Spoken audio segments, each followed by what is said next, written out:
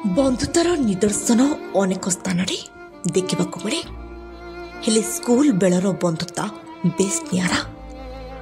बंधुतार उचित निदर्शन आज देखाई आरोहा वृत्ति नोडाल उच्च प्राथमिक विद्यालयर अष्टम श्रेणीर छात्र छात्री जहाँ बिना स्वार्थरे बंधुता स्थापन कराए बोली आज प्रमाणित करिसेंती। हाँ दर्शक बंधु, सबु संपर्क जन्म आगरू जोड़ी होई आसे हेले बंधुता जन्म परी स्कूल कॉलेज अबा आउ किछि माध्यम रे होई थाई।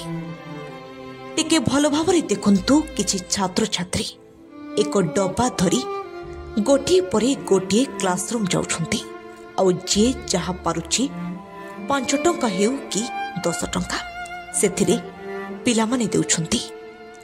आपण भाबुथे बोधे विद्यालय भोजी पाई आदाय होछि कि आउ किछि, किंतु ना, एमाने सेमिति किछि कार्य पाई टंका मागु नांती। सेमाने मागुछंती तांको सहित प्रतिदिन क्लासरूम रे बसी अनेक मजा कथा कहउथुबा तांको सांगंक पाई। हाँ कोयल जाना कौन स्कूल पाठ पढ़ुछ? आरोग्य नोडल विद्यालय। कौन हेजी आज सांग पाई कि आज तुम माने देखले किछि टंका मागुतलो, कौन हेजी सांगर कौन घटना? आम सांग प्रभंजन पात्र से रक्त कर्कट रोग रे पीड़ित अछि, सेति पई आमे क्लास बुली ता पई किछि सहाय्य मागुतलो। अच्छा, केमती थिला सांग, केमती बितौतले समय, वर्तमान सांगर अवस्था कोन रही केमती जानि छ? से आम सांग थिला, से भलो पाठ पढुथिला, से हठात ताकू रक्त कर्कट रोग रे से पीड़ित होला। एबे कोठी दिन सांग? Mumbai Tata memorial hospital. अच्छा, सेति पई कोन कहबे ओडिसा सिंह कोन कहबे तांको? हमें ओडिसावासी को एतिके अनुरोध करूछु जे ताकू किछि सहाय्य करी आम पाखकू फेरै दियंतु।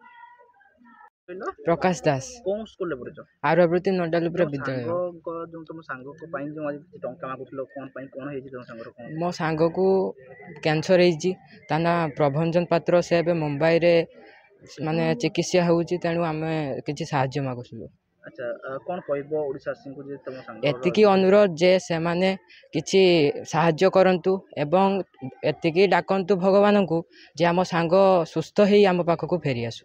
आगर केमती थिले सांग तुमन को बारे पाठ पढुथिले आ सेही कथा मने निश्चित पढुथबो, केमती लागुची वर्तमान हमको दुख लगुच कहीं से सेठी अच्छी आम पाखे मिसुनी खेलुनी, सी भल पढ़ुला आम सांगे भल मिसुला।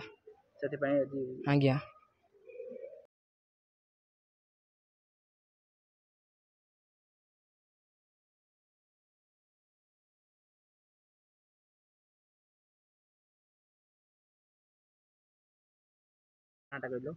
अनन्या दत्त, आरोहवृत्ति नंबर 1।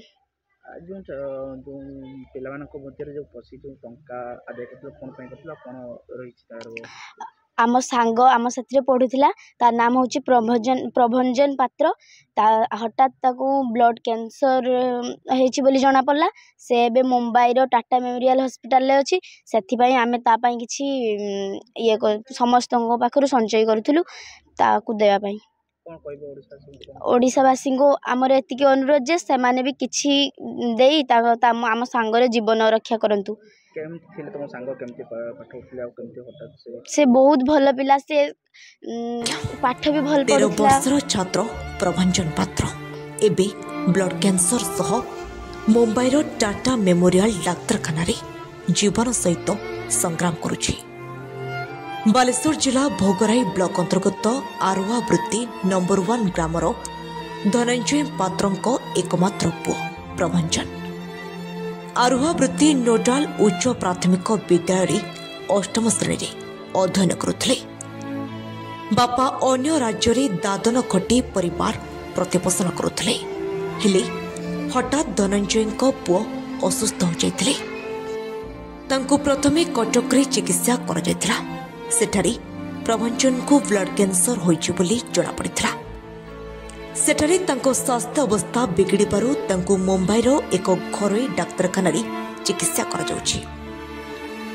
धनंजयଙ୍କ परिवार प्रतिपोषण करिबा पई बाहर राज्य रे दादन खटंती, हेले पुअर जीवन रक्षा पई बहु अर्थर आवश्यकता थिबारु एबे पुअर चिकित्सा करिबा पई अर्थ अभाव ଦେଖାଦେଇଛି, ଯେଉଁଥିପାଇଁ ପୂରା ପରିବାର ଏବେ ଭାଙ୍ଗି ପଡ଼ିଛି।